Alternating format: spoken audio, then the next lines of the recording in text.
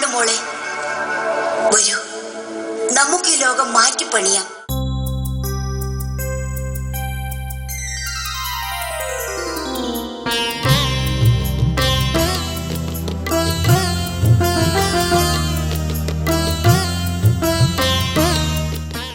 പെണ്ണായി പിറക്കേണ്ടിയിരുന്നില്ലാന്ന് തോന്നാത്ത ഏത് പെണ്ണാണ് അമ്മേ ഇവിടെ ഉള്ളത്?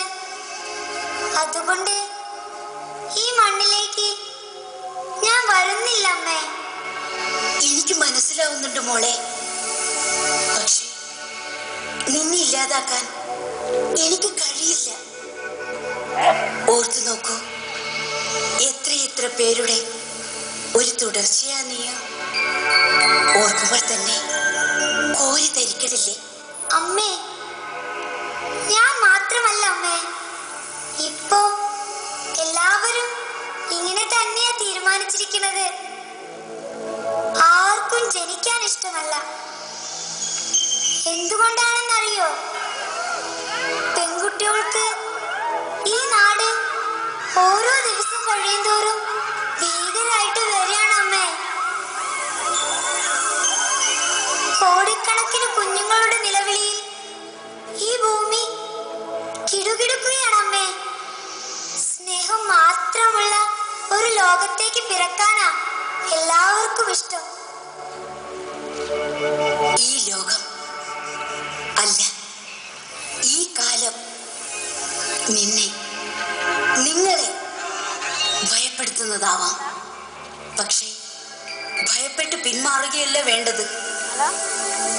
നിങ്ങൾക്ക് മുൻപേ പിറന്നവർ പിന്മാറിയിരുന്നുവെങ്കിൽ ഈ മണ്ണിൽ പെണ്ണിന്റെ സ്ഥിതി ഇതിനേക്കാൾ കഷ്ടമാകുമായിരുന്നു. അമ്മേ, സ്ത്രീകൾക്ക് മാത്രം എന്താണ് അമ്മേ ഈ ലോകം പരന്നതായി പോയത്? മുന്നോട്ട് പോയാൽ വക്കിലെത്തി കൊടും താഴ്ചയിലേക്ക് നമ്മൾ വീണു പോകുന്നത് അതുകൊണ്ടല്ലേ അമ്മേ? അതുകൊണ്ടല്ലേ അമ്മേ നിന്നിടത്ത് തന്നെ നമുക്ക് നിൽക്കേണ്ടി വരുന്നത്? ഈ ലോകത്തിലുള്ള നന്മയും തിന്മയും ഇവിടെയുള്ളവർ തന്നെ സൃഷ്ടിച്ചതാണ്. സ്നേഹവും നന്മയും നിറഞ്ഞ ഒരു ലോകം നമുക്ക് സൃഷ്ടിക്കാമല്ലോ.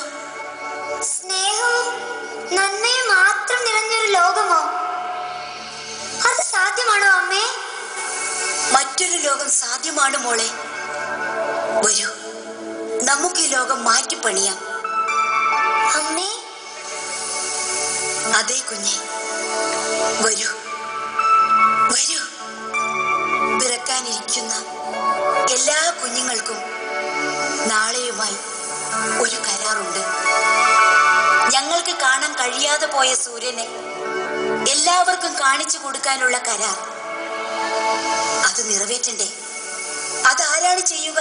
നിങ്ങൾ മാറി നിന്നാൽ. അതുകൊണ്ട് വരൂ.